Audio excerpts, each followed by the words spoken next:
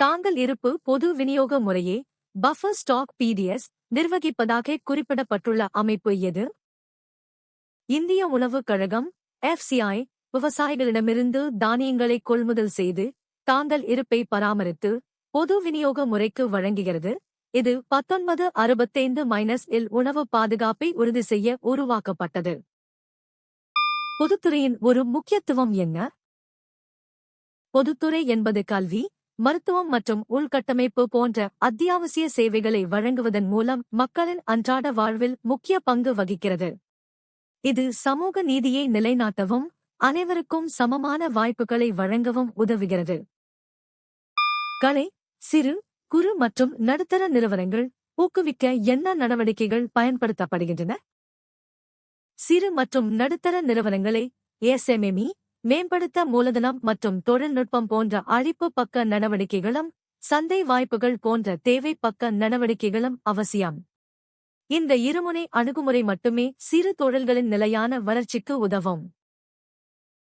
மொத்த உள்நாட்டு உற்பத்தியில் GDP என்ன அடங்கும்? மொத்த உள்நாட்டு உற்பத்தி GDP என்பது ஒரு குறிப்பிட்ட காலத்தில் ஒரு நாட்டின் எல்லைக்குள் உற்பத்தி செய்யப்படும் இறுதிப் பொருட்கள் மற்றும் சேவைகளின் சந்தை மதிப்பாகும். இதில் சந்தையில் பணத்திற்காக பரிமாறப்படும் நடவடிக்கைகள் மட்டுமே கணக்கில் கொள்ளப்படும். தூய்மையான காற்று போன்ற இயற்கை சேவைகள் சந்தையில் விற்கப்படாததால் சேராது.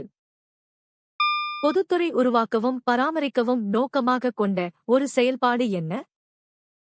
நாட்டின் பொருளாதார வளர்ச்சிக்கு தேவையான சாலைகள், மின்சாரம் மற்றும் தகவல் தொடர்பு போன்ற உள்கட்டமைப்புகளை உருவாக்குவது பொதுத்துறையின் முக்கிய பணியாகும். இது தனியார் துறை முதலீடு செய்ய தயங்கும் அடிப்படை வசதிகளை வழங்கி நாட்டின் ஒட்டுமொத்த வளர்ச்சிக்கு உதவுகிறது. இந்தியாவின் நீடித்த விரைவான மொத்த உள்நாட்டு உற்பத்தி வளர்ச்சியின் விளைவாக என்ன ஏற்பட்டுள்ளது? நீடித்த GDP வளர்ச்சி நாட்டின் ஒட்டுமொத்த வருமானத்தை உயர்த்தி தனிநபர் வருமானத்தை அதிகரிக்கச் செய்கிறது. இது மக்களின் வாழ்க்கை தரத்தை மேம்படுத்தி வறுமை கோட்டிற்கு கீழ் உள்ளவர்களின் எண்ணிக்கையை குறைக்கிறது. வரிவிதிப்பு என்ற சொல் எதை குறிக்கிறது? வரிவிதிப்பு என்பது ஒரு நாட்டின் அரசாங்கம் பொதுச் செலவினங்களுக்காக மக்கள் மற்றும் நிறுவனங்கள் மீது சட்டப்பூர்வமாக வரியை சுமத்துவதை குறிக்கிறது. இது அரசாங்கத்தின் வருவாய்க்கு மிக முக்கியமான ஆதாரமாகும். அரசாங்க பத்திரங்களில் முதலீடு செய்வது என்பது ஒரு முதலீட்டு நடவடிக்கை, வரி விதிப்பு அல்ல. கருப்பு பணம் முதன்மையாக எவ்வாறு விவரிக்கப்படுகிறது? கருப்பு பணம் என்பது சட்டவிரோத நடவடிக்கைகள் மூலம் ஈட்டப்பட்ட அல்லது வரி அதிகாரிகளிடம் கணக்கு காட்டப்படாத வருமானத்தை குறிக்கிறது. இது நாட்டின் முறையான பொருளாதாரத்திற்கு வெளியே புழக்கத்தில் இருப்பதால் வரி ஏய்ப்பிற்கு வழிவகுக்கிறது. மொத்த தேசிய உற்பத்தியை விட மொத்த தேசிய மகிழ்ச்சி முக்கியமானது என்று முதலில் கூறியவர் யார்?